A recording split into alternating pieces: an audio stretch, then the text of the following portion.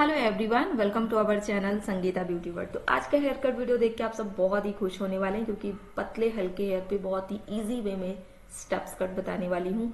Process बहुत ही simple होने वाला है। यहाँ पे मेरे क्लाइंट की हेयर लेंथ और थिकनेस आप दोनों ही देख सकते हैं। इनका हेयर ड्राई है। आप सोचिए अगर गीला कर देती तो और कितना पतला दिखता। तो मैं आपको ड्राई हेयर पे कट इसीलिए दिखा रही हूँ, ठीक है। हल्का सा मैं वेट कर ली हूँ ताकि हेयर उड़े नहीं कट करने के टाइम पे। तो इसे हम 90 डिग्री एंगल पे लेके जाएंगे।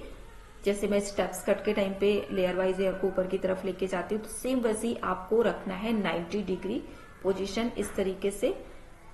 और इसको ऐसा ट्विस्ट करते हुए हम ग्रिप करेंगे। ऐसा ट्विस्ट करना है कोम की हेल्प से, और टू फिंगर के बीच में अच्छा टाइट ग्रिप करेंगे और हैंड को नीचे लाके बराबर कट कर देंगे। तो ये हमारा 1 stroke twisting steps cut done हो चुका है। उसके बाद में हेयर को नीचे डाउन नहीं करेंगे, फिर से ऊपर की तरफ लेके जाएंगे और इस पे हम क्या करेंगे 1 स्ट्रोक फ्लावर कट। जैसे 90 डिग्री पे ले जाके हमने ट्विस्ट करके 1 स्ट्रोक में स्टेप्स कट डाला, वो सेम वैसे ही हमें 90 डिग्री एंगल पे ही ले जाते हुए हेयर को ग्रिप करना है और इसमें हम करेंगे फ्लावर कट, ठीक है। मैं हल्का हल्का ही ट्रिम कर रही हूँ, क्योंकि अभी सामने से भी मैं इसमें लेयर कट का लुक देने वाली हूँ। और लेंथ आपने देखा ही काफी छोटे हेयर है। छोटा बड़ा रखना, कितना शॉर्ट करना है, कितना लॉन्ग रखना है, ये क्लाइंट की अपनी मर्जी है। तो उनसे एक बार आप पहले डिस्कस जरूर कर लें, उसके बाद ही कट करना स्टार्ट करें। तो यहाँ पे देखिए इनका जो स्टेप्स कट जो भी मुझे देना था बैक साइड से, वो मैं अच्छे से कर दी। उसके बाद में इसमें हम करेंगे 1 लेंथ कट। तो हेयर को नीचे की तरफ अच्छे से डाउन कर लेना है कोम करते हुए, और इसमें हम नीचे नीचे से थोड़ा सा ट्रिम करेंगे, क्योंकि लुक नीचे का जो हेयर है वो काफी पतला है, तो इसको कट करना बहुत जरूरी है। तो मैं यहाँ पे कम से कम 1-1 इंच हेयर को शॉर्ट कर रही हूँ।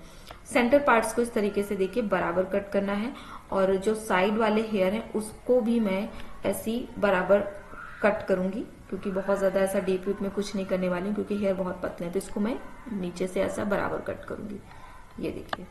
तो जब भी आप बहुत ज्यादा पतले हेयर पे कट करें ना, तो हमेशा आप नीचे यू कट ना करके सिंपल ऐसे ही आप बराबर कट कर दें। स्ट्रेट कट कर दोगे तो ज्यादा अच्छा रहेगा, क्योंकि जब आप सामने से उसमें लेयर कट ऐड करोगे तो ऑलरेडी उसमें यू कट का लुक आ ही जाएगा।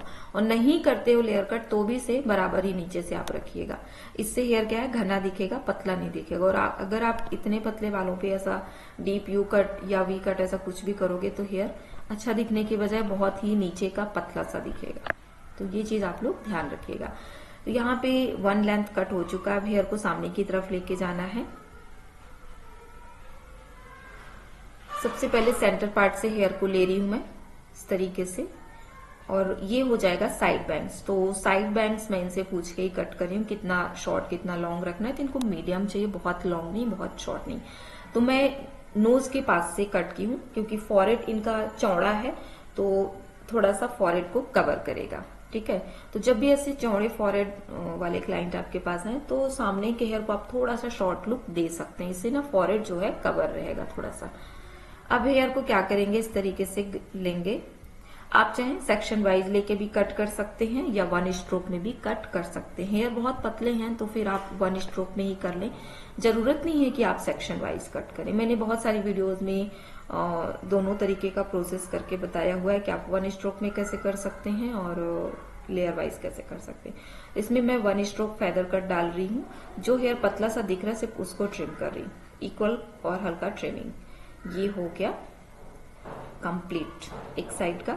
सेम प्रोसेस हमें इधर भी कंप्लीट कर लेना है। ये देखिए इस तरीके से हेयर को ग्रेप करेंगे।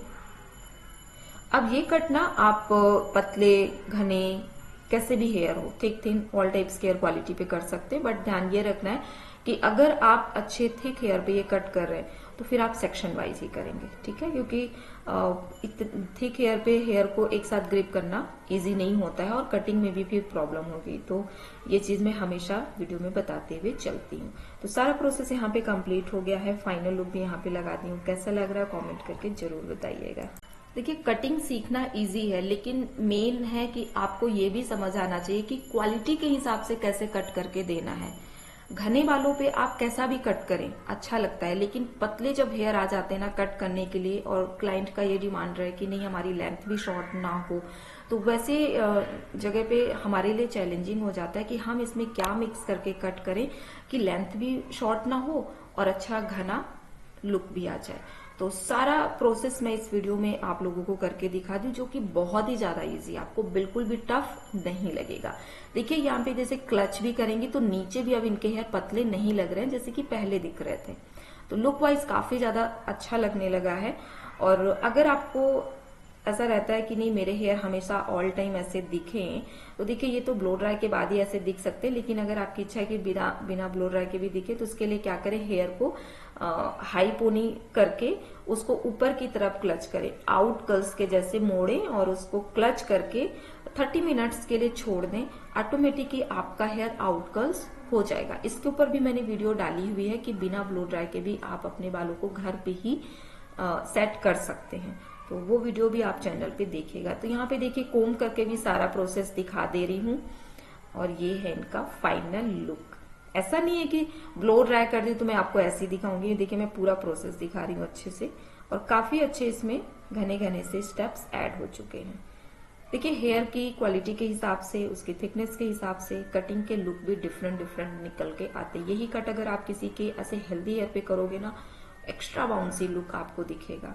लेकिन यहाँ पे आप देखिए पतले बालों पे जब इतना अच्छा लुक आ सकता है तो घने बालों पे तो आप समझ ही सकते हैं कि कितना अमेजिंग लुक निकल के आएगा। आई होप कि सारा प्रोसेस अच्छे से समझ में आ गया हो।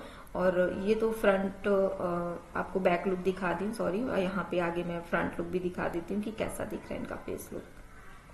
तो हेयर कट से ना फुल फेस मेकओवर हो जाता है, ये तो बिल्कुल सही बात है।